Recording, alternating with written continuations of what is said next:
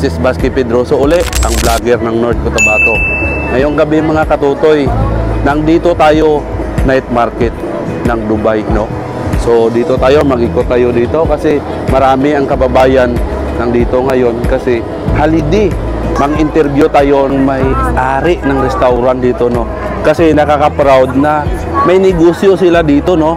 So punta natin yung may-ari dito sa King Sabaw. Hello sir, good evening. Kumusta po? Good evening sir. Taga-asa man ka sa to ah? Taga Davao mi sir. Ah, Davao. So naisipan man nimo mag-build og restaurant diri sa Dubai pod? Ay ang first na kuan nako reason sir. Oh. Mga kabayan nato manggod. Ganahan sila sa mga sabaw-sabaw. Ilang buwan na kayo dito sa night market na ito? 2 buwan pa lang sir. 2 buwan. Opo. Kami ba bumabili talaga rin dito pag Oo sir, bumabalik naman po sila. Kasi nagugustuhan nila yung servisyo namin na only sabaw. Oh. May pre-iced tea pa kami. Ah, may pre-iced tea pa. Parang ginawa mo yung kumbaga package deal na siya. Nila sir, kaya pangmasa din. Kasi kung masarap yung luto mo dito sa Dubai, babalikan ka ng mga customer mo dito. So, no, ito si King Sabaw, taga Davao City. Dito lang po yan sa Ariga Night Market, di ba? So, salamat kayo. Dagang salamat sir.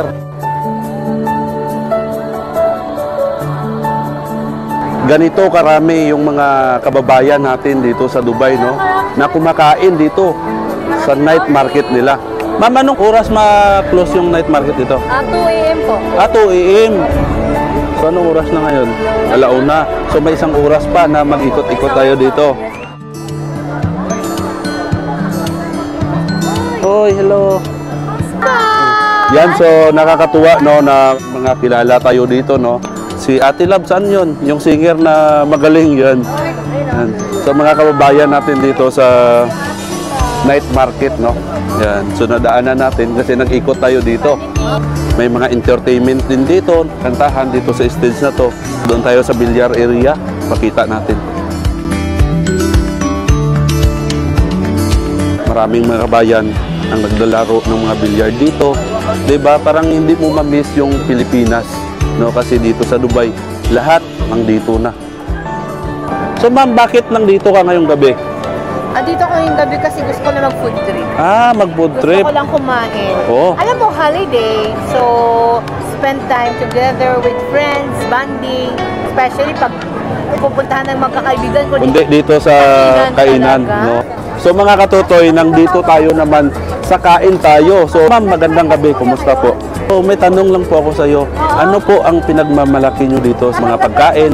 Ang pinagmamalaki namin sa kain tayo na pagkain, kung sa halo-halo, yung avocado at saka mango grahams, special halo-halo, yun yung binabalik-balikan talaga ng mga Customer nyo dito? Tutubumbong po namin sir. Ah. Tutubumbong po namin na ube leche flan at saka leche flan. Yun po yung best seller namin. Ay, yung bestseller nyo talaga? Talagang pinipilahan po talaga ng mga customer namin. Kasi masarap siguro kasi pinipilahan, di ba? At ma'am, maraming salamat po sa konting panahon na interview kita.